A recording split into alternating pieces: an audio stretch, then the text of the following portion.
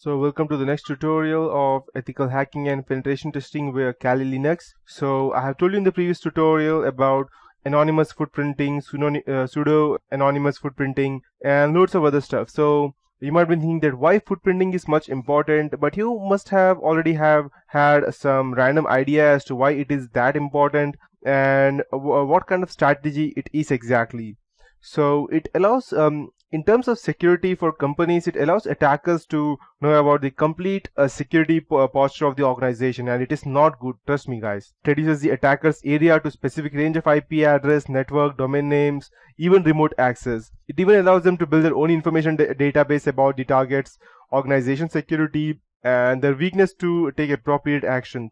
And it is also easy for them to get the actual environment they are going to break, and they can also go ahead and create a home environment in the same way that they have in the organization. So for attackers to build a hacking strategy, there are a few things. That is knowing security posture, performing footprinting on target organization in a systematic and a methodological manner.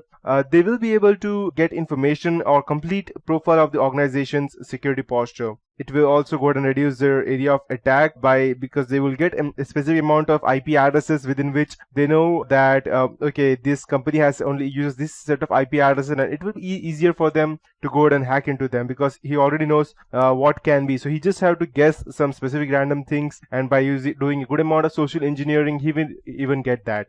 After that, we have building information database. As I told you, going ahead and creating a virtual network at home based on the similar organization structure. And then finally drawing the network map, that is combining footprinting techniques such as tracert tool, which allows the attacker to create network diagrams of the target's organization network presence. This map allows or this map network represents the understanding of the target's internet footprint, and these network diagrams can also guide in the attack. So coming back to the next point, there are a few objectives of footprinting.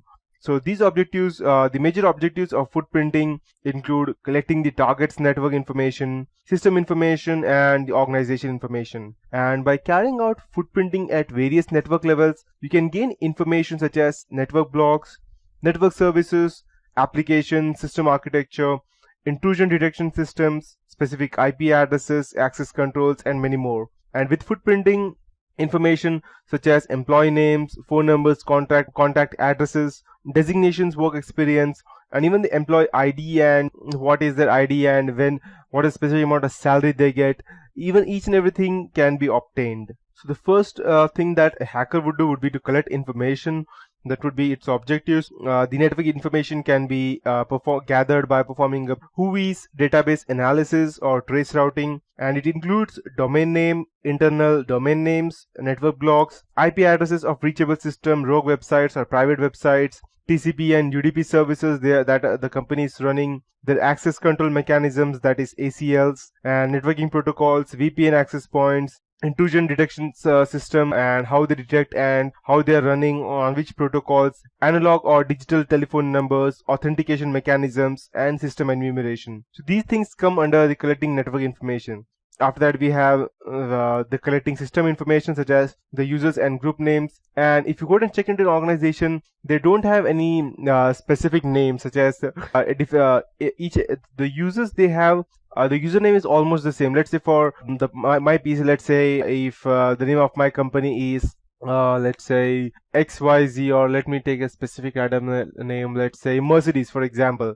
So the name of my company is Mercedes. So the name of the system's users would be Mercedes 1, Mercedes 2, Mercedes 3, and or Mercedes hash PRO1, Mercedes hash PRO2. So it's quite easy to gather. Even if you get one specific user's name, it will be easier to guess the other user's name. And by that you can also get the group names, system banners, routing tables, their SMB information, system architecture as to which system and they are using, and they will be able to go ahead and try to override the hardware by if they get access to the hardware, then getting remote access to the system machine, system names, and passwords. So after they collect the system information, that final thing would be to gather the organization's information, which would be the employee details, organization's websites, company directory, location details, addresses, phone numbers, backgrounds of organization, news articles, and all these things. So till now I have discussed the footprinting concepts. Now I'll go ahead and discuss what are the threats that footprinting gives you. The footprinting threat section familiarizes you with the threats associated with footprinting such as social engineering, system and network attacks, and corporate espionage. These include attackers gathering valuable system and network information such as account details, operating system, installed applications, network components, servers, and many more. And these finally lead to business loss. So the first and the foremost important thing would be social engineering, because it is if any other attack fails, such as let's say if you have an updated Windows 8, or if in your PC, organization you're not at all using any version of Windows, which is quite not possible, but let's say to be secure you're only using Linux, so that you don't have to let's say worry about any person hacking your organization. Or if you have applied each and every patch of Linux, Ubuntu or Fedora, whichever you're using, or even Red Hat, but still hackers can gain access via social engineering. So what is social engineering? Social engineering means without using any intrusion methods, hackers can directly or indirectly collect information through persuasion or any other means, and the crucial information gathered by the hackers and the employers without their consent. So this is a very unique method. Let's say, for example, you are working in an IT company, or you're working, you are just a normal, let's say, normal person working in a company, and one day you are at home, and some random day you just get a call stating that if the person may have gathered already your, let's say, your user ID, or not user ID, he may already have your employee ID. Yeah, he may have gathered there by just looking over you when you're just going ahead and crossing your subway line on the road, and he has your employee ID. So he will just call you and tell you, hello sir, I'm calling you from this company. That means the same company in which you are working.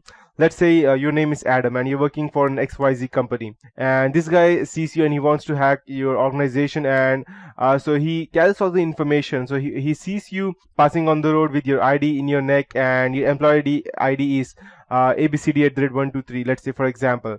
So he will just go ahead and call you, hello sir, I believe your name is Mr. Adam. You'll say yes, and then he will tell you, okay, so I believe I am calling you from your company, that's XYZ. I am the network manager over here, and due to some reason I'm unable to access your password to your PC, and so can you just help me with that? And before I proceed, I believe ID would be ABCD@123. So you will think, okay, this guy knows my address, he knows my name, he knows my employee ID, so he must be the real guy who is from the IT department. So you will just go ahead and give him out the username and then password, and then finally he will have what he needs, and he will just go ahead and he won't even go ahead and directly disconnect the call. He will just tell you, okay, thank you sir, I'm able to access your system now, and by the time you access your system tomorrow, I will have full maintenance done on your system. And he will close the call in a very good manner, and you will think, okay, I just helped this guy, so you will feel good. But when next day you reach the office, and you'll come to know somebody has already accessed all the information, and you are the person who gave the information, and you are the only person responsible, and you will be the one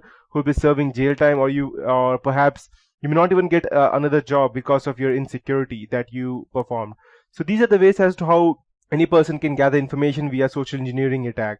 After that, we have system network attacks, information leakage, privacy loss, corporate espionage, and business loss. So these are different ways as to how we can go ahead and gather information on a specific person.